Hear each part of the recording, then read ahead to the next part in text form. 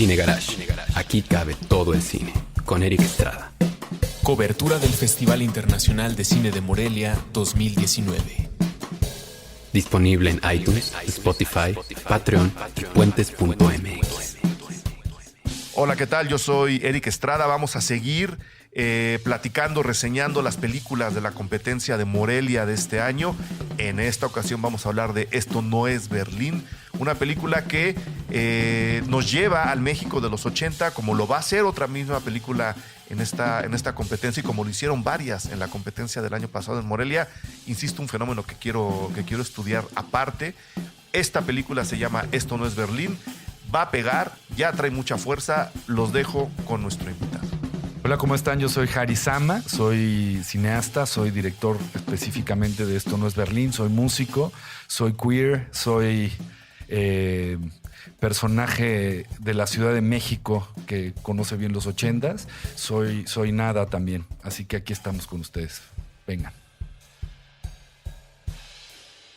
Hari, mil gracias por estar de nuevo en los micrófonos de Cine Garage y de Puentes, siempre con un rostro diferente. Lo digo porque creo que la primera vez que te entrevisté para Cine Garage fue por un documental. Yo creo que fue con El sueño de Lu, ¿no? ¿O no me entrevistaste? Para El sueño de Lu creo que no hablamos para podcast. Puede ser que no. Para Cine Garage. Tienes razón. Luego viniste con Golfo. Sí. Para hablar de tu disco. Para hablar de música. Que es un rostro diferente. Que es otro rostro, sí. Y ahora vienes a hablar de una ficción que además está en la competencia de Morelia. Correcto. Felicidades. Muchísimas gracias, Eric. La verdad es que siempre es un placer para mí platicar contigo. Muchas gracias por venir. ¿Por dónde le entramos? Es una película bien interesante. Es una película, en el mejor de los sentidos, lo voy a decir con la mejor de las intenciones, cándida, porque estamos viendo todo desde alguien que está despertando a la vida, ¿no? De un entorno bastante cerrado que es su familia en los suburbios de la Ciudad de México. Abre ese candor a una ciudad que en ese momento, 1986, estaba cambiando no solo en sí misma, sino estaba generando un cambio en el país que a la fecha se sigue reconociendo. Y creo que la película tiene todas estas vistas. El voltear al pasado de la Ciudad de México. Repito, la película está ambientada en 1986, un año después del terremoto. Un año crucial porque era el año que México estaba organizando el Mundial de Fútbol. Al mismo tiempo, es una mirada a esa energía que cambió al país y que por momentos yo detecté en tu película. Parece preguntarnos dónde quedó esa energía, qué le hicimos a esa energía. O sea, estás volteando también con esa pregunta en la cabeza. Y por supuesto hay una recreación de época y hay una historia de despertares y de amistades, que es lo que nos lleva a estas otras lecturas. ¿Por dónde quieres comenzar a platicar a la gente de Esto no es Berlín? El título sería buena aproximación, si quieres contar sobre el título o que la gente lo descubre en la película. Seguro. Bueno, hay que decir que, bueno, yo vengo haciendo, y eso lo sabes tú mejor que nadie, un trabajo autorreflexivo en las películas que hago, ¿no? Y esta no es una excepción. Entonces, Esto no es Berlín es una película autobiográfica, ¿no? Uh-huh. Que hace una reflexión sobre mi propia estadía en esos ayeres y mi propio paso por esos lugares y por esa gente. Yo regresé a 86 de haber vivido 2 años en Francia. Y lo que me encontré fue una ciudad con huecos, con parques nuevos y cosas por el estilo, que fue como muy, muy, muy, muy violento para mí. Y me encontré justamente con el grupo que retrata la película, tal y como lo retrata la película. Un grupo muy interesante, muy divertido, ¿no? Por ahí hay un personaje que dice: somos gente divertida que le gusta hacer cosas divertidas. Son frases que vienen de mi pasado, uh-huh. Literalmente, o sea, sin filtros, ¿no? Entonces, sí, Esto no es Berlín habla un poco de... Lo has dicho muy bien, es una película policromática porque habla de muchas cosas, pero esencialmente habla del viaje de unos chicos que viven como yo viví. Yo viví en Echegaray y estos chicos están creciendo en La Alteña, que está muy cerca del lugar donde aprendí a fumar y cosas por el estilo. Y del Cristóbal Colón, que era la escuela a la que iban todos mis vecinos, que los fueron corriendo a todos porque eran unos pillos. Y entonces habla un poco del tránsito interior de ellos de alguna manera hacia encontrar un refugio en el arte. Uh-huh. Y quizá lo descubren de una manera un poco violenta a través de un grupo muy fuerte, muy interesante, muy divertido, pero también con una enorme oscuridad, ¿no? Que pues así es, o se fue, o así era, o así es, no sé. Así me tocó, ¿no? Y nos divertimos mucho, usamos muchas drogas, jugamos mucho, muchos quedaron dice Almodóvar de la movida madrileña que fue como el Vietnam de España, de todos los cuerpos que dejó en el camino. Esto fue una micro movida española y a su manera dejó también sus bajas. Pero qué bueno que lo mencionas. Yo justo leí un texto muy, muy pequeño que sacaron en Fotogramas, película española de tu película. Revista española, el texto es sobre tu película. Y justo decían, ¿no? Que si algo deja muy claro esto no es Berlín, es que esta movida fue diferente a otras. Y perdón que te contradiga, esta movida tenía sus raíces en los muertos del 85. O sea, sí hubo un reguero de cuerpos también que dio origen a muchas reflexiones de muchos artistas jóvenes en ese momento. La droga en México no mataba en esos años tanta gente como la que mataba en España. Exacto. La mata ahora, ¿no? De otras formas, además, ¿no? Exactamente. Pero creo que sin ese terremoto, al cual no le dedicas un solo instante, y creo que está bien, no habría habido esta agitación y esta efervescencia artística de performance, ¿no? Fueron como años gloriosos del performance y de la videoinstalación. Así es. En México, que sí tienen raíz en el terremoto. Y tú te dedicas a través, bueno, antes de seguir, es autobiográfica, pero no sé si tú eres Carlos. Yo soy Carlos. Tú eres Carlos. Sí, Okay. el más guapo de la película. El más guapo de la película y el más melenudo de la película. Sí, caray. Esta movida la quieres retratar como te acordabas de ella o tuviste que volver a investigar quién estaba ahí, qué se estaba haciendo. Y digo, ya lo dijiste, es autobiográfica, entonces tú quieres contarnos también tu propia experiencia con estos artistas y con esta gente, ¿no? Fotógrafos, actores, bailarines, performanceros, como para dejarla ahí más o menos embarradilla y que los demás investiguemos. O sea, ¿qué tanto te volviste a acercar a todo lo que pasó en esos años? Me volví a acercar, o sea, una de las cosas que me interesaba, hay como ciertas obsesiones que tengo en algunos de mis trabajos. Por ejemplo, en Zuncarracu, que tuvimos la oportunidad de platicar acerca de él también. Yo tenía la obsesión de que de alguna forma fuese una ventana también para los jardines como una opción de remanso y como una opción de reflexión interior que te llevase como a un estado de presencia, ¿no? Y no había manera más que hacer tomas muy largas en las que pues, habrá quien se aburra demencialmente. No, pero había que dibujar el espacio. Exacto. ¿no? Y habría que dibujar el espacio, pero también para mí era eso, como dar una ventana un poco obligada, decir, bueno, nosotros vamos muy rápido en la vida. ¿Qué te parece si te das chance de ver estos jardines por un rato largo? Uh-huh. y te permites entrar en la presencia y en el mindfulness, digamos, en la verdadera presencia que puede dar, o en los estados contemplativos a los que puedes llegar si te das chance de simplemente mirar las flores, ¿no? Uh-huh. En el caso de Esto no es Berlín, me pasa un poco lo mismo con el performance. Yo cuando de muy chico empecé a ver, sobre todo algunos de los grupos mexicanos y en particular el grupo español La Furia des Bauhaus, Uh-huh. que estuvo en México, no sé, probablemente eso fue un poco después, en el 88, 89, que Pero vinieron en esos años. Vinieron y Era nos eso. encerraron en el antiguo auditorio, en Eso no lo los sabía. laterales, y literal nos encerraron. Y fue de los momentos artísticos o de las experiencias artísticas más contundentes que he tenido en mi vida, ¿no? Fue hiperviolento, pero gozosísimo para Uh-huh. mí, con una estética pues súper ochentera de la cual estoy completamente influenciado en general y que le sigo teniendo como mucho cariño, ¿no? Como Telemann, con unos zancos de cemento, todo lleno de lodo, Uh-huh. recitando cosas en alemán mientras otros destazaban coches y había un sonido demencial ¿no? Y mientras tú con la sensación de gente corriendo alrededor que decías, un momento me van a madrear, ¿no? Claro. Y esa experiencia estética que verdaderamente eso y el Sindicato del Terror y un montón de cosas que me tocó ver en aquel tiempo, como que me transformaron. O sea, me volvieron un poco quien soy ahora y fueron experiencias como como muy profundas, y entonces yo tenía la obsesión de que el espectador pasara por ese tránsito y en el mejor de los casos saliese un poco como afectado por ese performance y como diciendo, ay, cabrón, ¿qué fue? ¿Qué estaba pasando? ¿Qué acabo ¿no? de ver? O ¿Qué sea, hacían? ¿qué es esto? ¿No?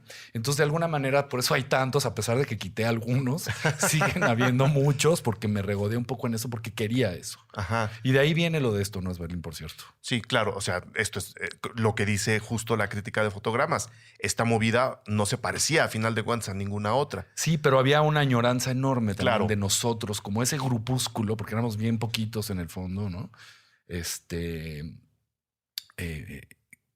Había muchos de ellos se fueron a vivir a Nueva York. A mí, bueno, por lo menos coincidió que algunos de los artistas con los que yo tuve contacto estaban muy obsesionados con eso. Yo era un poco más chico y acabaron en Nueva York. Jimena Cuevas, Ricardo Nikolayevsky, varios, ¿no? Ujú. Y otra muy buena banda. Porque había esta profunda añoranza en ese México en el que estaba casi todo prohibido acá. Y Sí.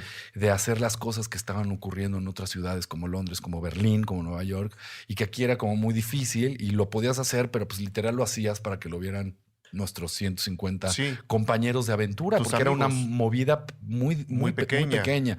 Entonces era como, aquí todo es una mierda. Y en cambio en Nueva York están pasando cosas increíbles. Claro. Y el underground es underground, pero está por todas las calles del East Village o está por todas las calles de lo que fue el Berlín del Este, ¿no? Ujú. Y aquí no, aquí éramos muy pocos. Aquí no había antros. No había antros, no había conciertos de rock, estaba Ujú. todo prohibido, ¿no? Entonces no, y había, aparte, el Estado me parece que había hecho un trabajo muy bueno en tener a la gente bastante más dormida de lo que probablemente estábamos ahora, Muy ¿no? aleccionada, Sí, sí. pues la gente oía a menudo y la música que te ofrecía siempre en domingo, era la generación siempre en domingo, y nosotros que oíamos post-punk, pues éramos muy poquito y tenías que ir a traficar con cassettes ilegales al Chopo, y a lo mejor había el señor, el tipo del Ágora que grababa los discos ahí, te los vendía ilegalmente Ujú. por abajo del agua. Así descubrí yo a Joy Division, A a Joy Joy Division. Division, por ejemplo, ¿no? Que es algo que yo creo que tu película también alcanza a dibujar.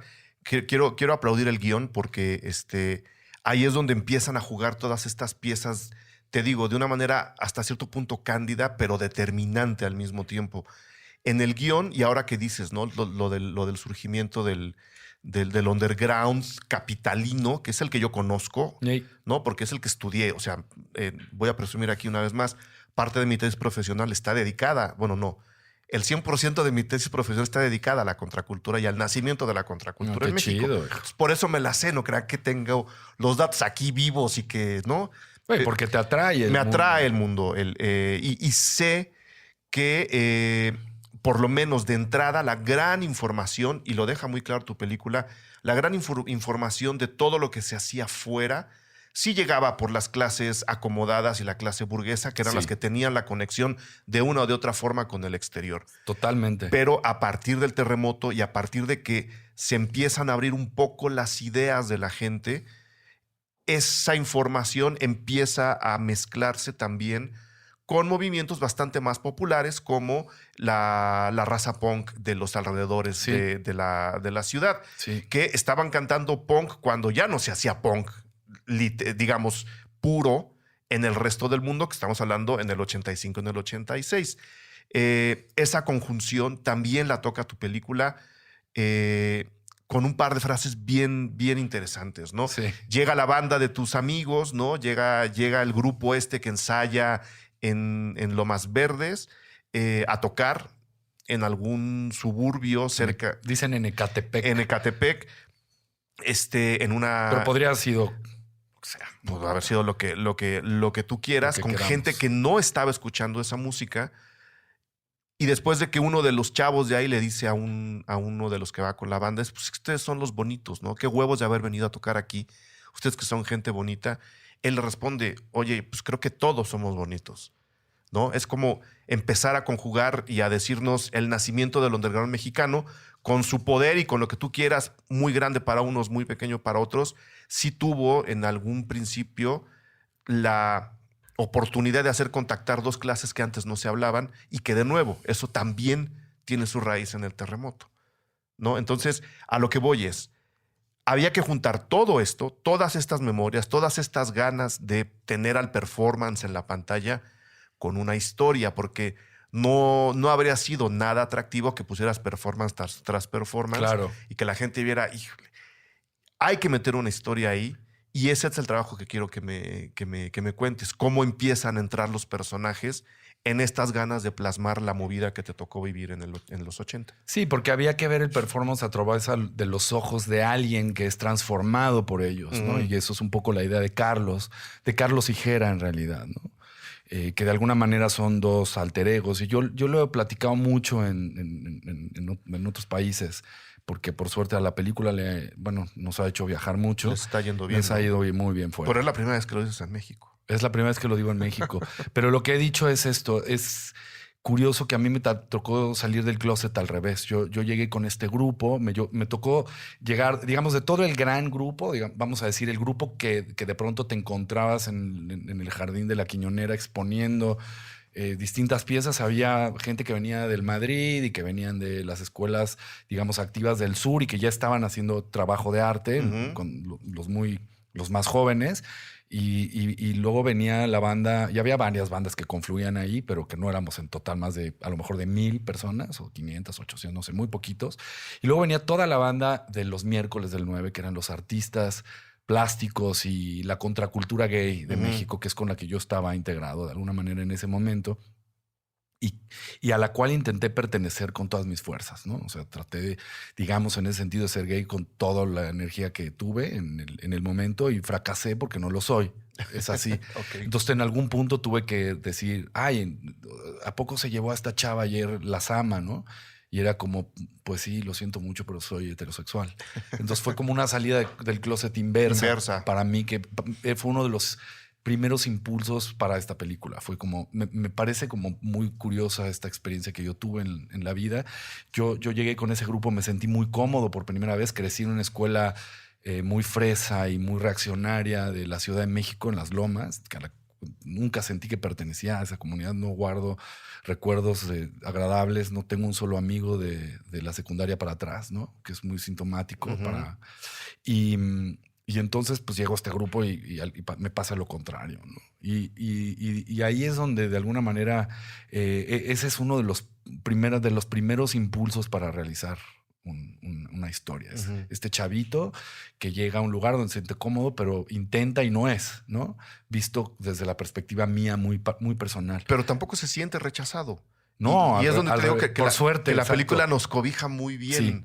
¿No? Yo nunca me sentí rechazado. O sea, yo quizá solito después me aislé un poco de esa comunidad primera, pero mi relación con la comunidad ha sido siempre muy intensa, muy, muy bella y tengo a gente muy importante aún hoy, ¿no?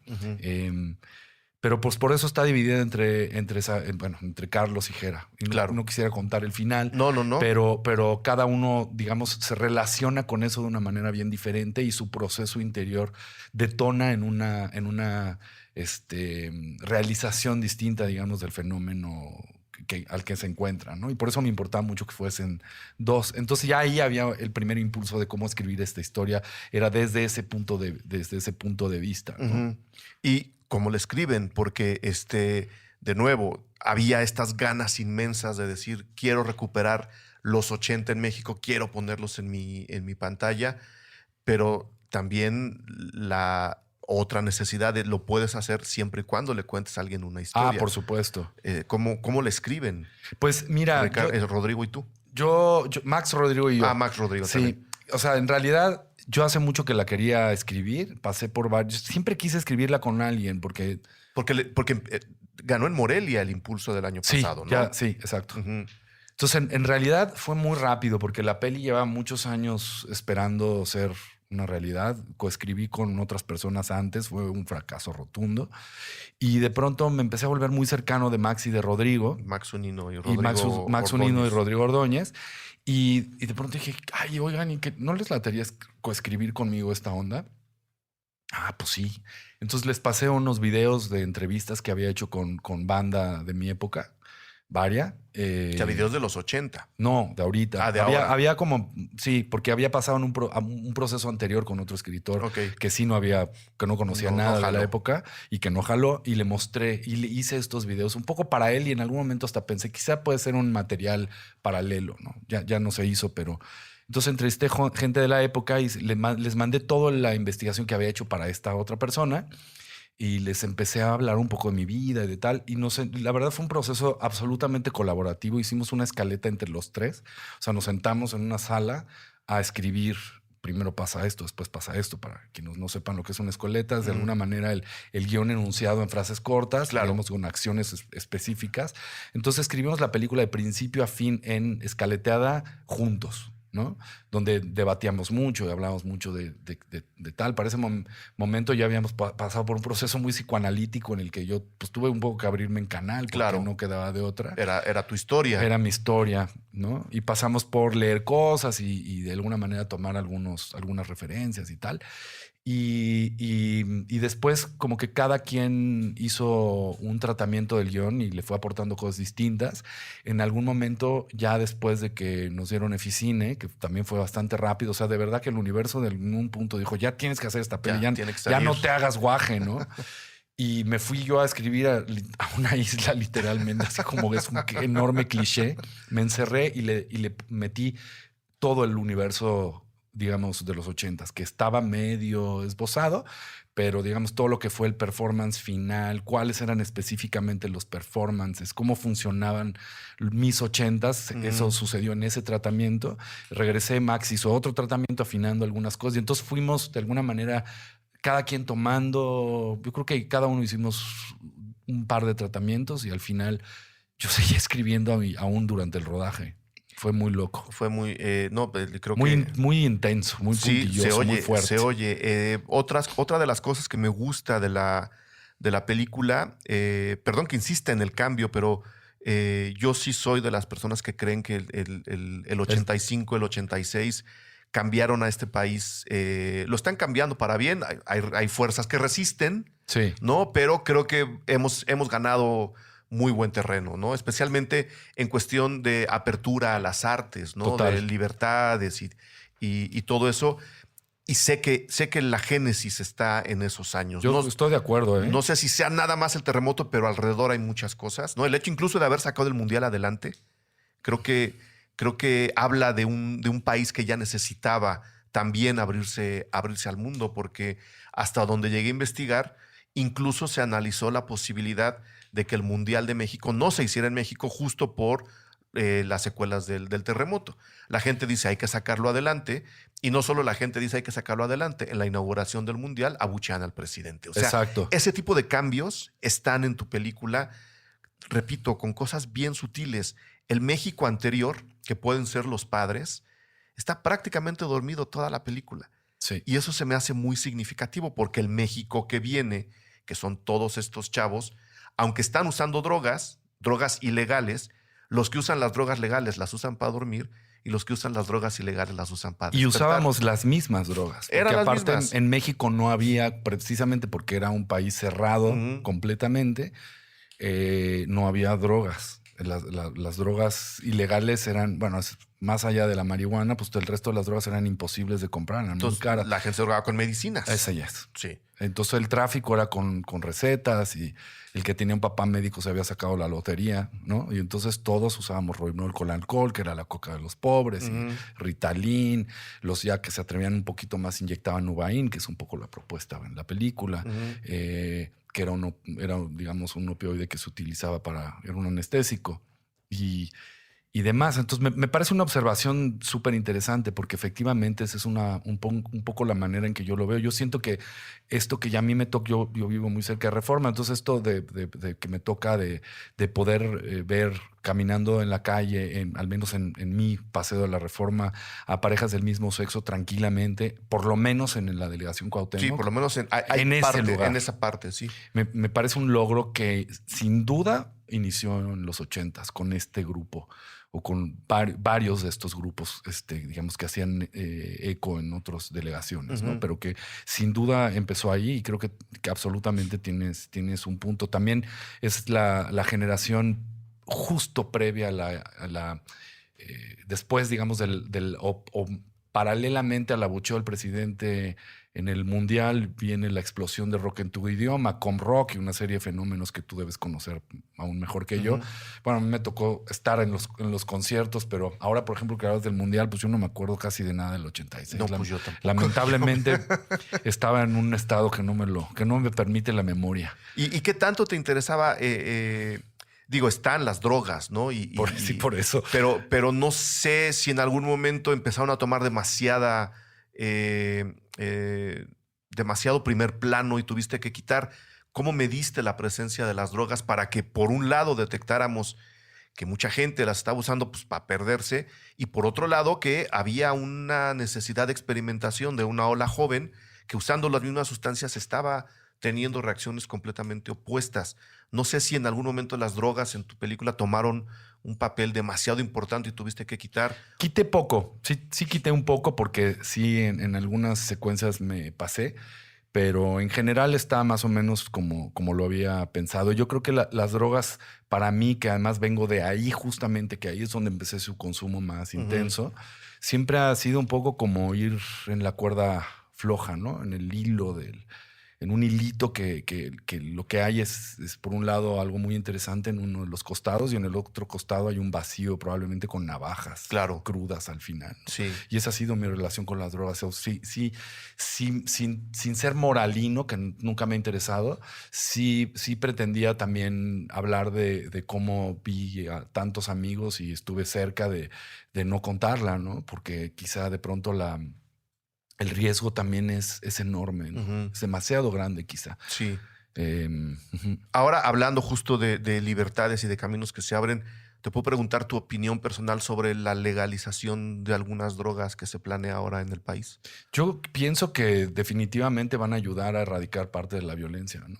Creo que hay un problema muy grave que ahí sí me parece muchísimo más complejo, que es esencialmente por qué recurrir, o sea, ¿cuál es esta necesidad fundamental de los seres humanos de escapar permanentemente de la aparente realidad que significa esta vida, ¿no? Y creo que ahí es donde está el meollo del tema. Sean legales o ilegales, vamos a estar recurriendo a ellas. Claro. Entonces me parece que sí puede ayudar a erradicar la violencia y creo que estamos en un lugar en el que eso es indispensable, pero al mismo tiempo habría que cuestionarnos como sociedad ¿por qué tanta necesidad? Porque sí se vuelve un tema delicado, la verdad. Sí, es un y tema es muy fácil caer en el abismo.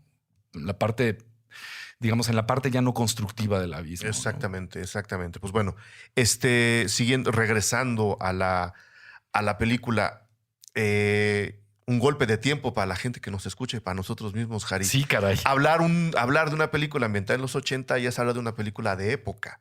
Hay que recrear peinados, ropa.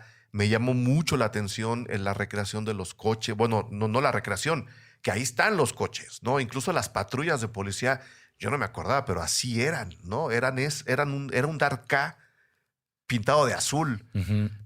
No sé si fue complicado o México tiene esa cualidad de tener muchos tiempos viviendo en paralelo, tener los 80s muy vivos en cosas como muchas casas, pero no sé, quizá ofenda a alguien, no es mi intención. Para mí la Navidad ahora es igual a la Navidad de los 80. Los adornos mexicanos no han tenido una sola evolución. Entonces, esta ciudad tiene esa característica de tener guardadas algunas burbujas de tiempo.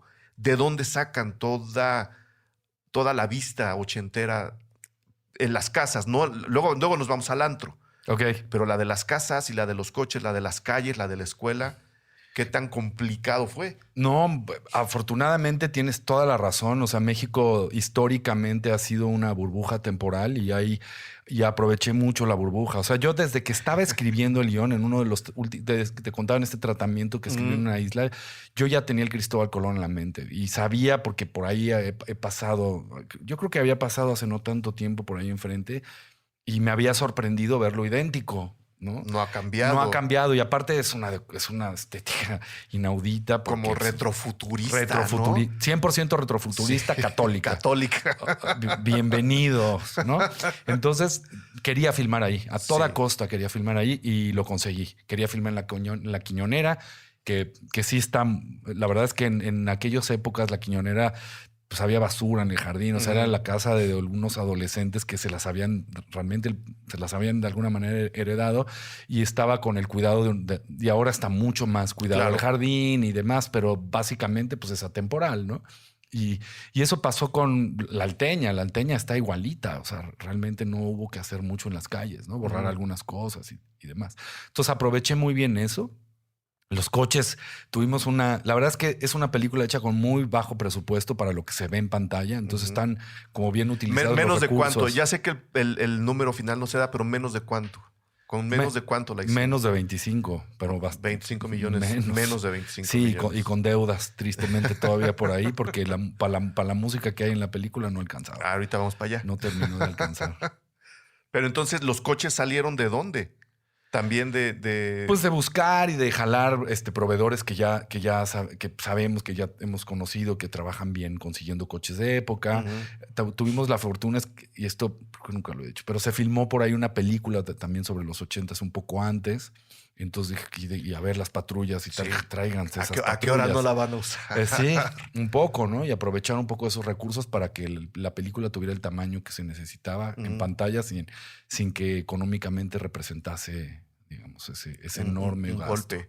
Y bueno, ya el antro, el Azteca le llaman en la película, fue más sencillo, ¿no? O sea, eso ya es más... Porque es buena parte, para que la gente sepa, mucho del despertar de Carlos y de Jera se da pues yendo como se reventaba en esos años. La gente iba al mismo lugar siempre. Así es. Que no había más. Había uno. Había uno. Primero había uno, luego ya me tocó que habían 3 y luego ya empezó a multiplicarse. Empezó a multiplicarse, pero mucho de este despertar entre sexual, social, artístico, psicotrópico se da en un bar. Sí. Que yo empecé a relacionar con otros bares míticos de la Ciudad de México, Sí. ya nos dirás cuál, pero ahí la recreación más que física era de atmósfera y es donde la música entra a juego, ¿no? Que, sí, como dices, fue un trancazo fuerte. Sí. Sí, y es muy curioso porque la verdad es que en todos los viajes que hemos tenido, en general, en los Q&As fuera de México, siempre se habla de la música. Y hay gente que la conoce muy bien, como tú y yo, la verdad. Sí. Y gente que dice, wow, es que esta película me transformó a mi propia adolescencia en Connecticut, Estocolmo, porque curiosamente estábamos todos más o menos en la misma, aunque no había redes sociales. Nos comunicamos de otra forma, mucho más misteriosa y más mágica. Y entonces medio estábamos todos buscando lo mismo en todas el underground. Sí. Vamos, los que estábamos metidos en ese cuento. Y eso ha sido muy bonito de ver. Y ha habido también gente mucho más joven, ¿no? Millennials, que algunos conocen muy bien el mundo musical y el mundo estético. Pues y otros que no los conocen para nada, que dicen, wow, o sea, ¿qué onda? ¿Dónde hay si les digo, bueno, pues yo tengo en Spotify, tengo una lista que se llama This Is Not Berlin Film y ahí están muchas más rolas de las que vienen en la peli que yo usé como que la subí diciendo este era mi mundo estético. Esta es la onda de la película. Sí, alguna vez cuando la subí hace más de año y medio, me dijo, híjole, qué darks eran tus 80s. Pues sí, la verdad, así eso era lo que me gustaba. Los 80 fueron dark. Pues sí, esos, por lo menos esos, ¿no? Esos los míos fueron muy así. Esa era la estética que me atraía enormemente, ¿no? Y me llama también mucho la atención que, siendo esa estética, digo, la respuesta viene en la pregunta, perdona, pero ya la voy a formular. Sí. Es una película autobiográfica, son tus memorias, es tu mundo, son tus historias. No había necesidad de tocar los otros 80, ¿no? Los de las Madonas, porque las chavas se vestían como Madonna en esa época. Lo de la movida fresa. No es una película que esté buscando ni volver a señalar ni reincidir en aquí estaba la onda buena y allá estaba la onda mala. Simplemente son los paseos de Carlos por estas rutas de nuevo aprendizaje, ¿no? Exactamente. Sí. Más bien me interesaba eso, justo la ruta de autoaprendizaje que a mí me tocó vivir y que a mí me pareció deslumbrante en su momento y que me sigue pareciendo algo bonito de compartir con el público, ¿no? Claro. Era un riesgo bien grande meter estas canciones en la película porque, como dices, si en algún momento no nos alcanza para pagar los derechos, ¿cómo le voy a hacer? Pues sí, ¿qué te digo? Sí, todavía tenemos mucho amor al arte. Va por ahí. Sí, y estoy muy contento. El soundtrack es súper Es muy bonito. súper potente. A mí me encanta. O sea, sí hay música de Joy Division, de Roxy Music, de los primeros discos de Devo, que también me encantaba la banda, ¿no? Que también eran artistas plásticos todos y tenía mucho. Clan of Simox. O sea, sí hay de los más difíciles al principio, ya verán por qué. 10 Years After. Es una dosis de música importante y seria y bien, o sea, y pues que de alguna manera es el soundtrack de mi vida. Rita Mitsuko del lado europeo, ¿no? Claro. Sais del lado mexicano. Sí, hay música mexicana, por supuesto. Hay. ¿En qué momento decides, además de todo lo que estoy haciendo detrás de la cámara, me voy a poner enfrente de la cámara y voy a armar un personaje para mí? Bueno, a mí siempre me ha gustado mucho actuar. Desde niño. De hecho, fui un niño actor. Antes que ninguna otra cosa, fui un niño actor.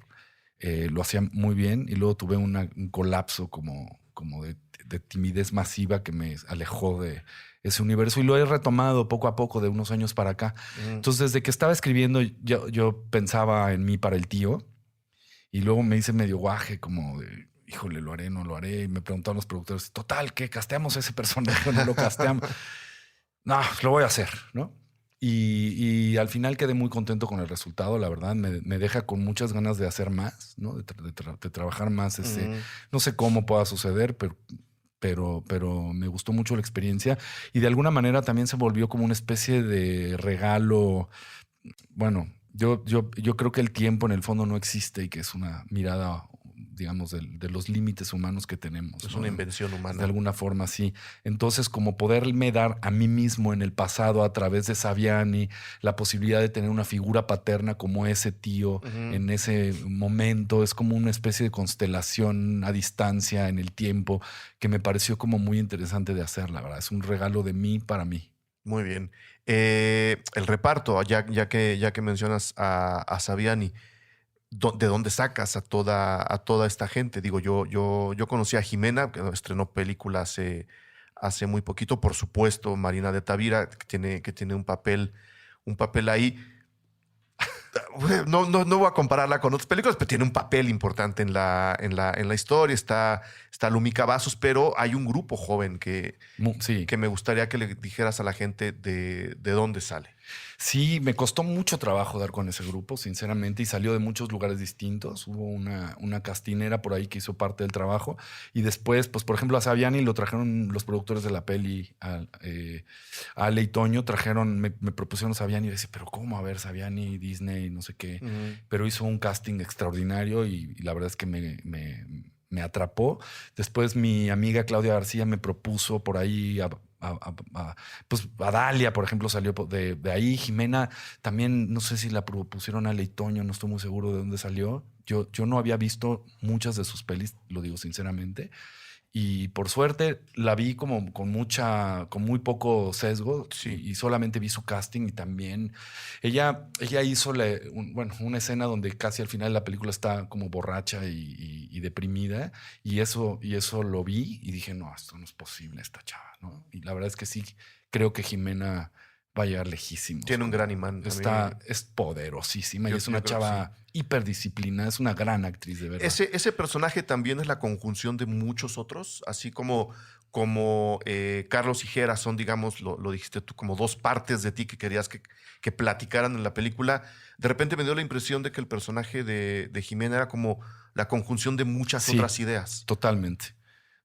Y es un personaje femenino como importante, como una chava muy empoderada, con una idea muy sensible y muy clara de lo que le significa a ella el arte y las cosas, con un discurso que a mí me gusta mucho y de que me tiene enamorado todavía. ¿Cómo diriges a estos actores para meterlos en una historia de unos años en los que ellos ni siquiera estaban en la cabeza de sus papás? Eso estuvo bien padre. Eso sí estuvo chingón, la verdad. Pues mira, ya no dije Mauro Sánchez Navarro, que hace Nico. Claro. Yo ya había hecho una serie con él y desde que lo conocí dije, este es Nico, pero es que es Nico, ¿no?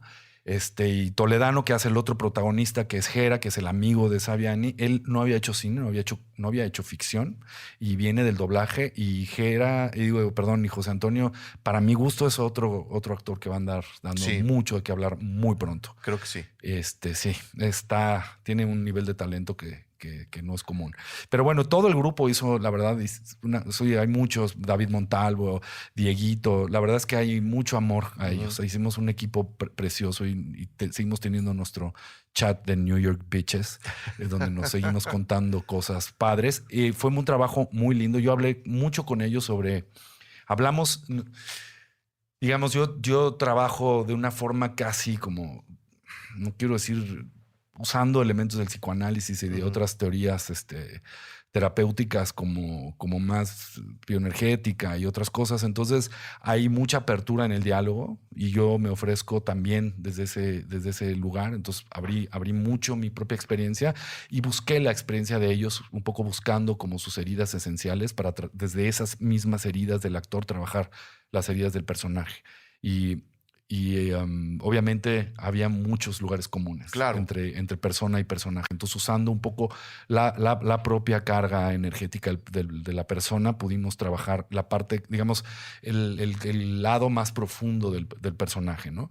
Por otro lado, la contextualización fue muy bonita porque empecé a invitar amigos a darnos talleres y mucha gente nos abrió las puertas. Fuimos al MUAC con la especialista en los 80s del MUAC a que nos hablara un poco de su perspectiva más académica. Vino Katia Jurado, que es una performancera maravillosa, a hablar.